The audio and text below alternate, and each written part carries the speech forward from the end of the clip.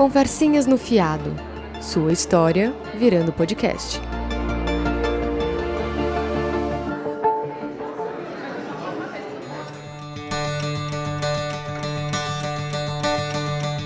Sejam todas e todos muito bem-vindos ao nosso podcast Conversinhas no Fiado.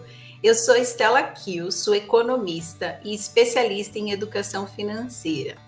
E hoje nós teremos uma história envolvendo o bom e velho tipo de golpe financeiro. Mas antes, eu vou explicar para vocês quem é a Tina. A Tina é a personagem que empresta sua vida para manter a sua identidade protegida. Então você pode contar os seus maiores segredos, as suas maiores vergonhas, as suas maiores culpas e tudo o que possa levar alguém a identificar você na rua vai ser completamente mudado. Então isso é feito para que você sempre se sinta protegida.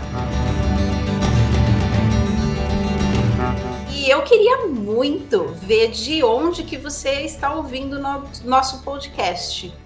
Se você puder, tira aquela foto especial e marca a nossa hashtag Somos Todas Tinas.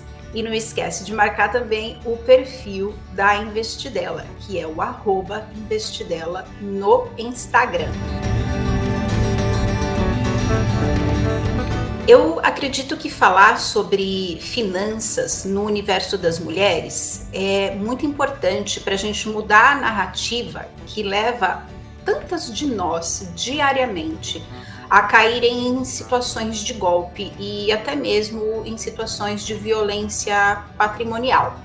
Não é difícil vermos manchetes e notícias de TV estampadas aí com casos que chocam, porque são pessoas que normalmente não entram nesse nosso imaginário de que vão fazer parte de uma situação financeira difícil, como foi recentemente o caso que a gente viu da Ana Hickman, que entregou as finanças da empresa dela para o marido cuidar, e esse marido foi negligente com os resultados financeiros ali da empresa e colocou ela numa situação bem complicada. A gente viu também o caso da Samara Filippo, que vendeu o apartamento dela e deu o dinheiro para o marido, e o apartamento novo que foi comprado, o marido colocou no nome do irmão e ela ficou sem esse patrimônio. E, por último, a gente também viu o caso da Larissa Manoela, que teve problema com os pais, né? Os próprios pais tirando o patrimônio do trabalho dela.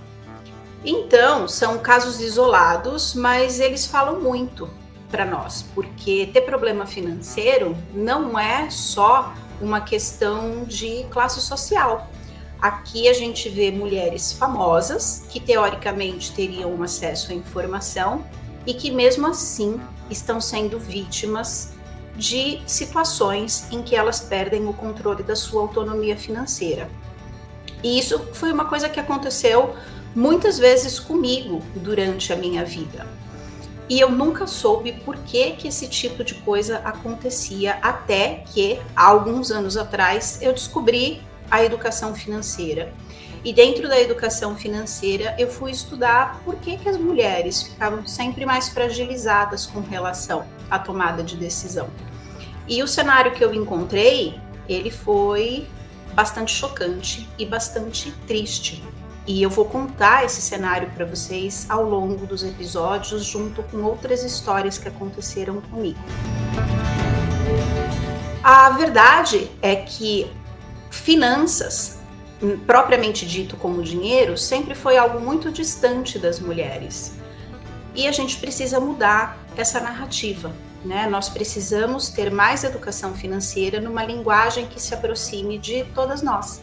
Então, esse podcast, ele existe para que, com as histórias de dificuldades e de vitórias de todas nós, que a gente possa cada dia aprender mais e deixar, principalmente, de fazer papel de trouxa, né, Tinas? Não dá mais para a gente passar a responsabilidade de cuidar do nosso dinheiro para outras pessoas.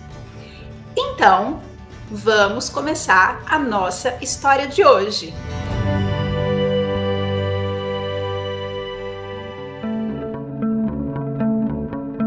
história da Tina que eu vou contar hoje para vocês começa muito cedo. Começou lá na infância. A Tina, como a maioria das famílias brasileiras, teve uma família e uma infância muito humilde. Mas não era nem a falta de dinheiro o que mais chamava a atenção da Tina quando criança. Era a ausência do pai. Porque esse pai saía cedo para trabalhar, passava o dia todo fora e ele não tinha tempo de ficar com a família. Então, o que mais incomodava a Tina era realmente ter relações de qualidade dentro dessa casa. Isso fez com que a Tina interpretasse que o dinheiro, ele era uma solução mágica para todos os problemas que a gente tem no mundo. Porque na cabeça da criança, se houvesse dinheiro, o meu pai não precisaria ficar tanto tempo na rua, ele poderia ficar um tempo comigo, poderia ficar com a minha mãe, poderia ficar com os meus irmãos. Então a Tina, ela cresceu com essa sensação de que se você tem dinheiro, não existe mais nenhum problema na vida. E é sempre importante pensar como que foi essa relação da nossa família com o dinheiro quando somos crianças, porque isso molda muitas das nossas crenças. E no caso da Tina, não foi diferente. Mas apesar das dificuldades, a Tina cresceu, a Tina conseguiu fazer uma faculdade, ela casou, ela teve uma filha linda e a vida estava indo super bem com ela trabalhando, o marido trabalhando e eles construindo ali a vida deles da melhor maneira possível. E um dia aconteceu uma coisa inusitada. Eles foram numa reunião de família e junto com a família tinham alguns amigos ali próximos e eles estavam conversando sobre um investimento. O que ela chamou a atenção da Tina ali eram os ganhos que essas pessoas estavam dizendo que tinham com esse investimento. E era um negócio que chamava robô de criptomoeda. Ela ficou curiosa, ficou intrigada com aquela nomenclatura, ela nunca tinha ouvido falar de criptomoeda. E a Tina resolveu olhar o aplicativo, entrou nos grupos de WhatsApp, que eram grupos abertos para quem já investia e para quem queria investir, para ver o que acontecia lá dentro. E a Tina ficou ali fazendo aquela pesquisa, ficou olhando, observando e todo mundo divulgando abertamente quanto ganhava em cada uma das aplicações. E ela ficou ali, intrigada de uma maneira positiva, mas sem tomar nenhuma atitude. Até que um dia ela descobriu que a cunhada dela tinha colocado dinheiro nesse aplicativo. E isso, gente, foi a prova social que a Tina precisava.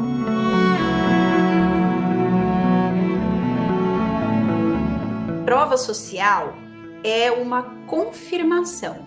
Isso é um comportamento estudado na economia comportamental, que é bastante usado no marketing digital, que é justamente a influência que o comportamento de pessoas de fora exercem sobre a gente. Quantas vezes você já não gastou com alguma coisa porque você viu a sua amiga também gastando com aquilo? Isso é a tal da prova social, que gera uma consequência que é o efeito manada, que eu vou explicar mais para frente para vocês. Mas voltando aqui ao caso da Tina, quando ela viu que a cunhada estava ganhando dinheiro, ela falou: poxa, eu vou ficar para trás. Não vou não. Ela foi lá no banco, tirou os R$1.000 da poupança dela e colocou no tal do robô de criptomoeda. E eu acho interessante aqui colocar a Tina explicando por que ela tomou essa decisão de colocar o dinheiro que estava na poupança dentro desse aplicativo, porque isso pode ser verdade para muita gente. Justamente o fato dele render mais do que no banco, né? Porque os meus R$1.000 de início ficavam no banco ali na poupança e não rendia nada, né? Então, eu comecei a ver lá no grupo as pessoas falando que rendia, e aí eram pessoas conhecidas também, porque já tinham caído, né? Olha, tá valendo a pena, olha, não sei o quê. Ah, vou tentar. E aí eu coloquei os 1.000 e vi que tava funcionando, né? Aí a gente fica iludido e fica tentando mais. Ela viu que depois de 3 dias que ela tinha feito esse investimento de R$1.000, aquilo já tinha virado R$1.600. Isso, gente, é muito dinheiro. Ela ficou muito feliz e a família toda trocando mensagem naquela empolgação de quanto cada um estava ganhando. A sensação que a Tina tinha era de que ela tinha encontrado a galinha dos ovos de ouro no fim do arco-íris com o potinho do lado. Todos os problemas da vida dela estavam resolvidos, porque ela lembrou lá da infância, onde a falta de dinheiro era o que gerava a ausência do pai. E ela pensou, eu nunca vou ter que fazer a minha filha passar por isso se eu tiver uma situação financeira segura.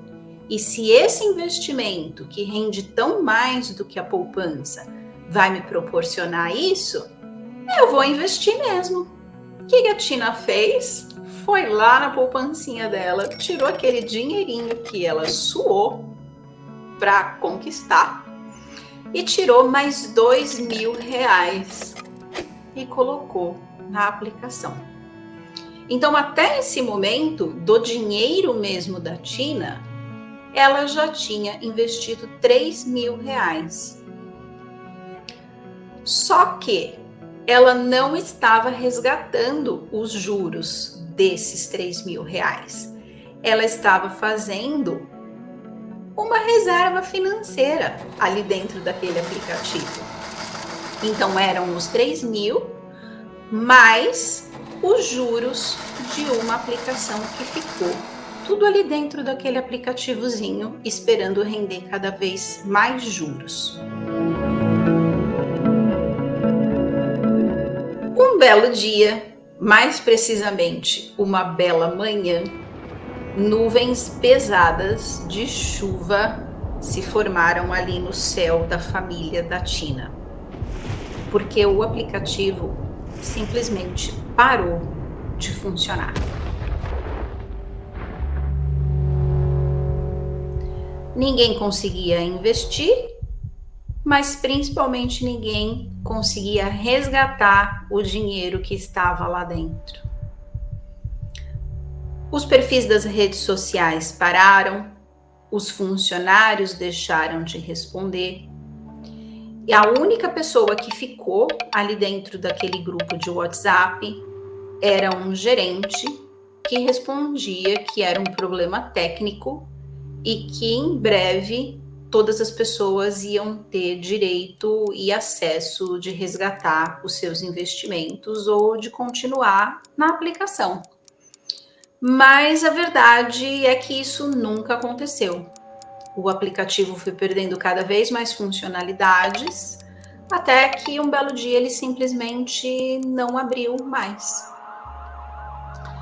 E nesse ponto eu perguntei para a Tina como que ficou a família quando eles descobriram, quando eles perceberam que eles tinham caído nesse golpe financeiro. Olha, com as pessoas da minha família que estavam participando disso, assim, a gente ria e chorava, né? Então a gente desabafava um com o outro. Agora, com as pessoas que não são da minha família, eu não conto pra ninguém. Eu não contei pra ninguém que eu tava fazendo isso, né? Não coloquei ninguém pra entrar. E depois que eu perdi o dinheiro, não falo pra ninguém, porque eu tenho vergonha. Então, Tinas, o final dessa história não foi um final feliz. Porque não só a Tina perdeu o dinheiro, mas toda a família dela. Mas um ponto positivo que eu acho que vale a pena ressaltar nessa narrativa, que foi o que vocês ouviram na fala dela, foi sobre a reação que a família teve. A família toda teve muita inteligência emocional e um não apontou o dedo para o outro para tentar achar um culpado, né? As pessoas assumiram a sua própria responsabilidade e cada um falou: eu coloquei meu dinheiro ali porque eu quis fazer essa aposta. Então não gerou um conflito maior, não gerou desarranjos e desentendimentos mais graves dentro da situação ali familiar. E eu acho que isso precisa sempre ser muito ressaltado, porque não acontece em todos os lugares.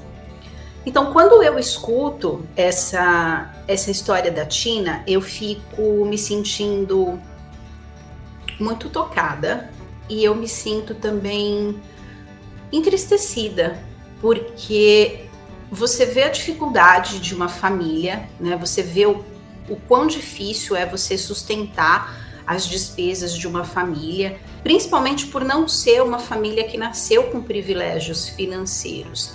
E você vencer essa luta diária e mesmo assim você conseguir juntar um dinheiro e esse patrimônio ele ser roubado é uma coisa que me deixa bastante chateada. E eu lembro de um fato que aconteceu comigo, na verdade já faz muitos anos, então eu não lembro direito, mas era uma época em que eu estava sem emprego e eu estava numa situação financeira assim muito, muito difícil. E eu resolvi trabalhar com uma amiga. Na verdade, a gente trabalhava em conjunto, mas eu não recebia nada por esse trabalho que eu fazia com ela. Mas eu queria ajudar essa minha amiga a colocar a empresa dela de pé, fazer com que a empresa dela desse certo, para a gente montar uma sociedade. E no meio dessa pressão emocional toda que eu estava vivendo, e ela também, né, porque ela também estava com muita dificuldade, a gente conheceu um gerente de um restaurante, de um local muito bacana aqui em São Paulo. Ele já era amigo da família dela há muito tempo, e ele ofereceu alguma ajuda pra gente, que eu não lembro exatamente o que era. Mas para ele dar essa ajuda pra gente, cada uma de nós tinha que dar, na época, R$2.000 para ele. Eu lembro que a gente entregou esse dinheiro, era um dinheiro da minha rescisão, que eu nem podia gastar, porque eu tinha contas para pagar naquela época. Mas eu decidi confiar naquela pessoa porque ele era amigo da minha amiga. Novamente, a história da prova social, né? E eu sei, gente, que depois que ele recebeu esse dinheiro, ele sumiu. Ele parou de responder mensagem, ele parou de responder ligações e ele nunca cumpriu com o prometido. E quando essa amiga encontrava com ele, ele fazia de conta que nada tinha acontecido. Então, o que me abala nesse tipo de história é justamente a frieza e a falta de caráter que pessoas têm de ver alguém numa situação de vulnerabilidade, ela ter condições de ajudar e ao invés de ajudar, essa pessoa pisa ainda mais na sua cabeça. E eu não consigo entender por que isso acontece. Eu compreendo como economista que o capitalismo, como um regime de acumulação de dinheiro, ele cria essas distorções dentro das pessoas. A gente fica com essa sensação de que ter muito dinheiro vai ser a solução para os nossos problemas, porque ter dinheiro, mostrar status, mostra que você é uma pessoa de sucesso. Mas o sucesso ele é muito relativo, ele não se define só pelo número grande ou pequeno que você tem numa conta bancária. eu acho que o sucesso, ele também tem que ser medido por eu conseguir manter um caráter justo e empático com as pessoas num mundo que leva a gente a querer passar a perna nos outros o tempo todo, né? Então, vamos falar também sobre esses conceitos ao longo do tempo.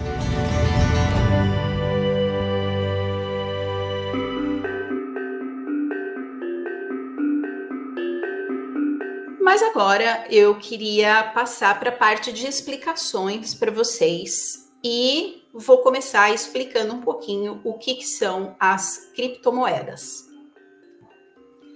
A criptomoeda é um dinheiro digital que não tem vínculo com o banco central de nenhum país no mundo. Ela é um código que é programado dentro de uma rede de computadores que é chamada de blockchain.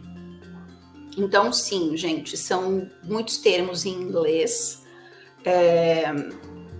que são os termos técnicos usados, mas não se prendam a isso. Você só precisa saber que existe e entender a lógica que tem por trás para você poder identificar informações que vierem aí a cruzar a sua vida no dia a dia, tá ok?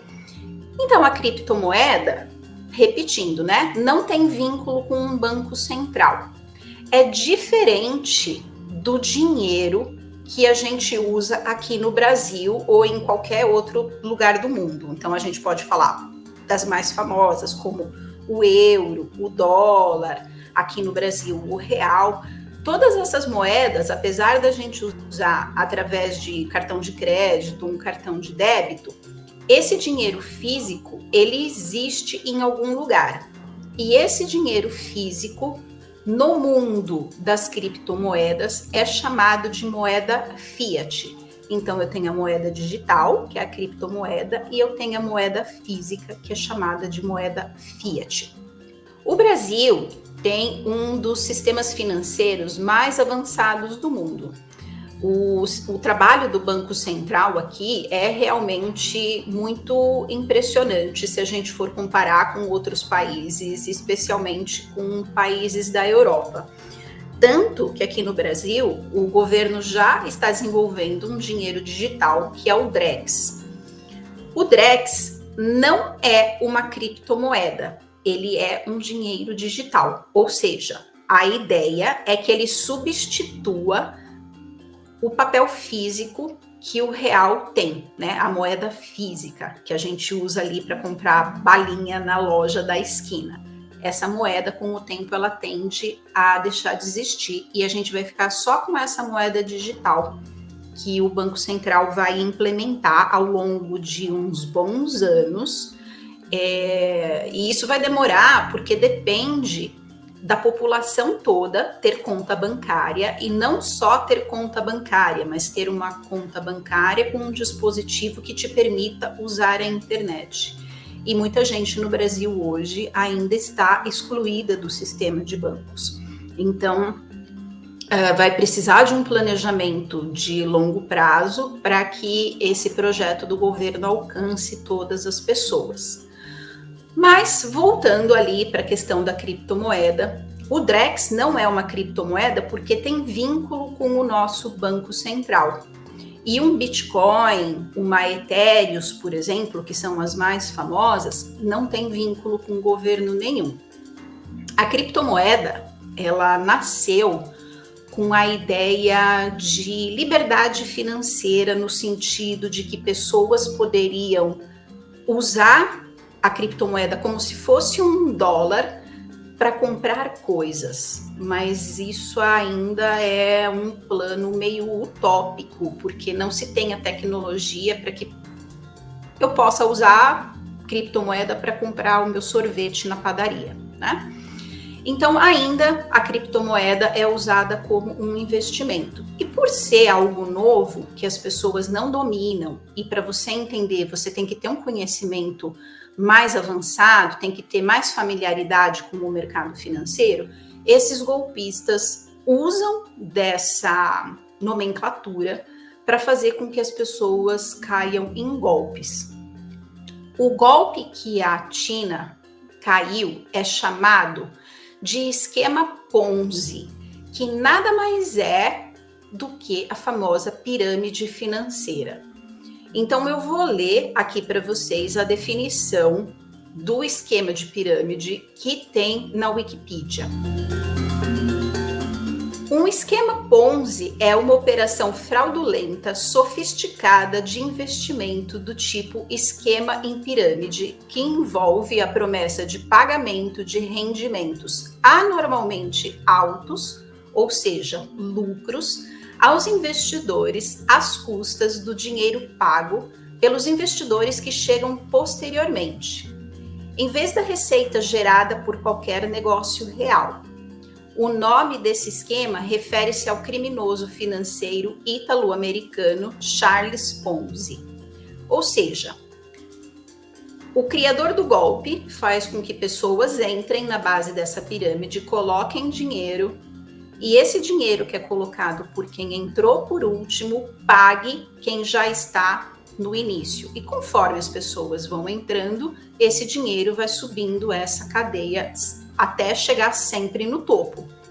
O problema do esquema de pirâmide é que ele é insustentável, porque há uma limitação. Chega uma hora que não tem mais como você arrumar pessoas o suficiente para entrar com dinheiro capaz de ir mantendo todas as pessoas que estão a níveis anteriores à sua entrada lá dentro.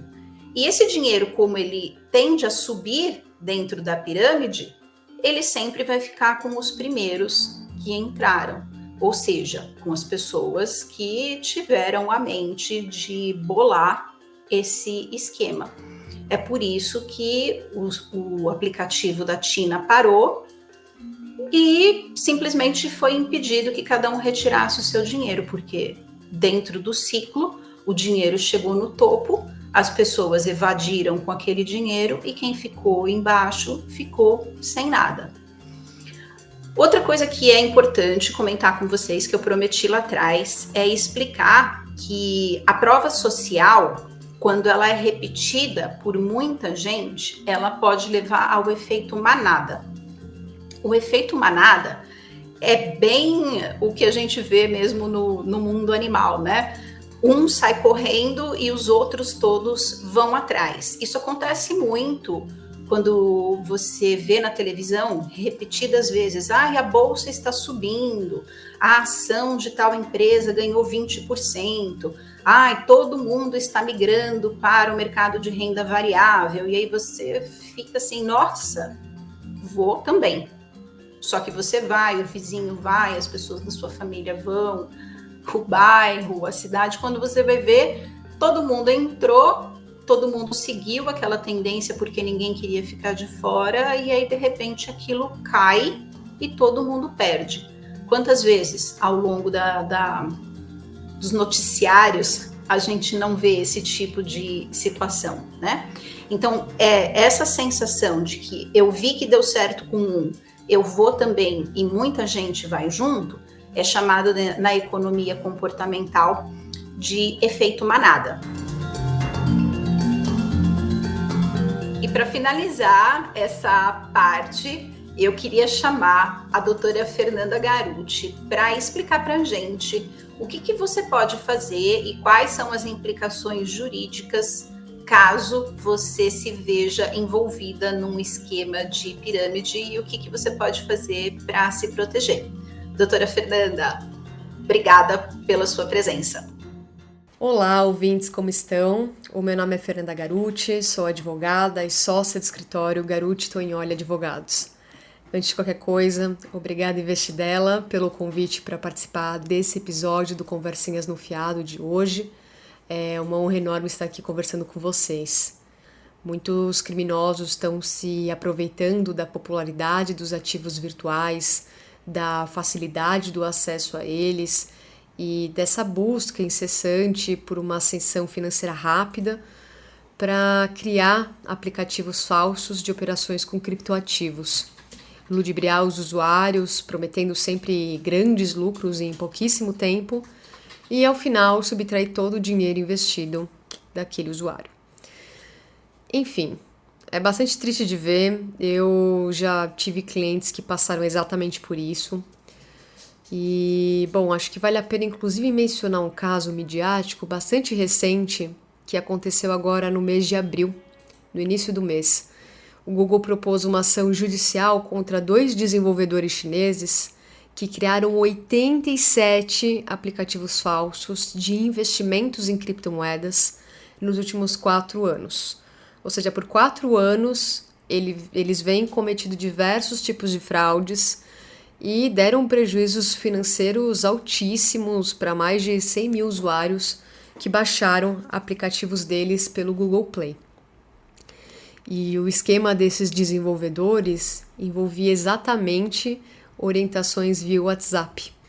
Mas, claro que os criminosos, eles não incentivavam as pessoas a resgatarem parte desses ganhos, né? Na verdade, eles incentivavam você a investir mais e mais dinheiro ali, né? Colocar mais dinheiro aplicado nesse aplicativo. Até que um dia o aplicativo para de funcionar e os usuários acabam perdendo todos os investimentos. Essa prática é tipificada no Código Penal brasileiro como uma modalidade de crime de estelionato, que chamamos de fraude com a utilização de ativos virtuais. Esse crime tem a previsão no artigo 171-A do Código Penal e que diz o seguinte: organizar, gerir, ofertar ou distribuir carteiras ou intermediar operações que envolvam ativos virtuais, valores mobiliários ou quaisquer ativos financeiros com o fim de obter vantagem ilícita em prejuízo alheio, induzindo ou mantendo alguém em erro mediante artifício, ardil ou qualquer outro meio fraudulento. Esse é o tipo penal, e que tem uma pena de reclusão de 4 a 8 anos e multa, tá? Bom, para evitar cair nesse tipo de golpe, é importante ter muito cuidado com os investimentos, ou seja, pesquisar muito antes de baixar aplicativos, entrar em plataformas, observar sempre as avaliações dos usuários, número de downloads, buscar fontes confiáveis e desenvolvedores que já mantêm a reputação boa dentro do mercado. E acho que principalmente desconfiar sempre de promessas extraordinárias, de lucros rápidos. Dinheiro fácil não existe, né? Precisamos ter em mente que o mercado de criptomoedas é super volátil e ninguém pode garantir ganhos ou riquezas. Pelo menos não as pessoas bem intencionadas, né? Os criminosos, sem nenhuma dúvida, vão prometer para vocês mundos e fundos. Mas se mesmo seguindo as cautelas, você infelizmente já foi vítima de um golpe, o que você pode fazer nesse caso? Agir rápido, tá? A agilidade aumenta muito a chance de você conseguir o seu dinheiro de volta. Primeira orientação que eu posso passar é produzir provas, ou seja, reunir print de conversas, fotos do aplicativo, das operações, da plataforma, das transferências, de e-mails, enfim, tudo que tiver uma pertinência com essa fraude, inclusive gravações em vídeo dessas provas, mostrando todo o caminho de obtenção das imagens. Depois que levantar todo esse acervo documental, essas provas, é bem importante que registre um boletim de ocorrência perante a Polícia Civil. Preferencialmente, inclusive, no mesmo dia que você tomou ciência sobre o golpe, tá? Como eu te disse antes, quanto mais rápido, melhor. E, na sequência, procure um advogado especializado, direito digital, direito financeiro, direito penal e econômico, para que o profissional ele passe as orientações jurídicas necessárias para o seu caso específico e tente, assim, buscar a recuperação do seu dinheiro. Adianto já que não é um processo fácil, os criminosos eles estão preparadíssimos para enfrentar processos, e quando identificados, temos uma dificuldade grande em encontrar o patrimônio. E os processos também são demorados e complexos, vemos ainda alguns obstáculos nas investigações de crimes com ativos virtuais dentro do Brasil, falta de mecanismos processuais específicos e até uma falta de perícia das autoridades no atendimento a esse tipo de demanda. Mas é claro que nem tudo é ruim, Os processos que a gente tem hoje autorizam o uso de diversos tipos de ferramentas que nos ajudam realmente na recuperação desse dinheiro. E vemos muitos casos, inclusive eu pessoalmente já vi muitos casos de clientes meus que conseguiram o ressarcimento total dos investimentos. Então, pessoal, sempre prezem pela cautela, segurança, para evitar esse tipo de golpe. E se infelizmente você já foi uma vítima, procure uma assessoria jurídica, vá atrás de um bom advogado da área, que certamente vai auxiliar você na busca de recuperação desse seu dinheiro.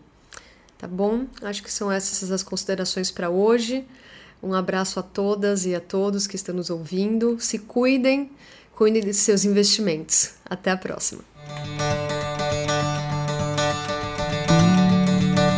Eu queria aproveitar a oportunidade para deixar algumas indicações para vocês de materiais que vocês podem usar para conhecer mais desse mundo de golpes envolvendo criptomoedas.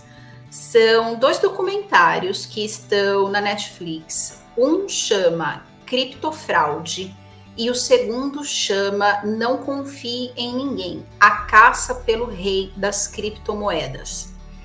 Nesse segundo, eu acho importante pontuar uma coisa muito específica que tem relação com esse universo das mulheres participando das finanças, que é o como a namorada desse rei das criptomoedas vai ser tratada depois que o golpe dele é descoberto. Então, é um exemplo muito clássico de muito machismo e de muita misoginia e do como as mulheres acabam sendo empacotadas dentro de julgamentos que são históricos e que, mesmo não se provando nada, elas acabam condenadas por crimes que nem sempre cometeram. Para a gente encerrar esse assunto da criptomoeda, é importante dizer que esse é um mercado que exige um conhecimento alto de finanças e que quem quer comprar criptomoeda precisa fazer isso através de uma empresa que é legalizada. São as chamadas exchanges, que seriam um paralelo às corretoras de ações que nós temos, só que são empresas que negociam só criptomoedas. Aqui no Brasil, as exchanges que são aprovadas para funcionar, elas têm um cadastro na B3, na Bolsa de Valores, e eu vou deixar o link na descrição aqui do episódio para vocês poderem consultar e terem um pouquinho mais de contato com esse universo e olhar ali o site se vocês tiverem curiosidade de ver como que funciona isso por trás. Para a gente encerrar, eu quero deixar o convite para vocês participarem também da nossa comunidade do Conversinhas no Fiado lá no Telegram. Sempre lembrando que a nossa comunidade é uma rede de apoio e de muito respeito. Porque falar de dinheiro é uma coisa muito delicada. A gente percebeu que isso tem efeitos emocionais e tem raízes muito profundas no nosso psicológico. E ninguém é dona ou dono da verdade. Então, sempre que você for fazer um comentário lá na nossa comunidade, marca a hashtag com o nome do episódio, faz o seu comentário, sempre de maneira muito educada e sempre com muito respeito, porque queremos ajudar e não criar mais traumas nas pessoas, tá bom? Se você tem vontade de ver o nosso podcast progredir e melhorar cada vez mais a qualidade e a divulgação das informações que nós temos, você também pode participar da nossa campanha de assinatura no Apoia-se e concorrer aos prêmios que a gente tem. Se você tem alguma história que você sente que vai agregar informação e conhecimento e queira compartilhar com a gente, você pode preencher o formulário que está disponível no nosso site, que é o www.investidela.com. que também está com o link na descrição aqui desse episódio. Eu deixo meu grande abraço e vejo vocês no próximo episódio.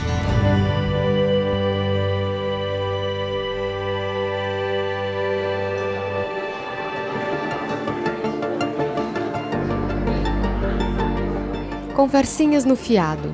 Sua história virando podcast.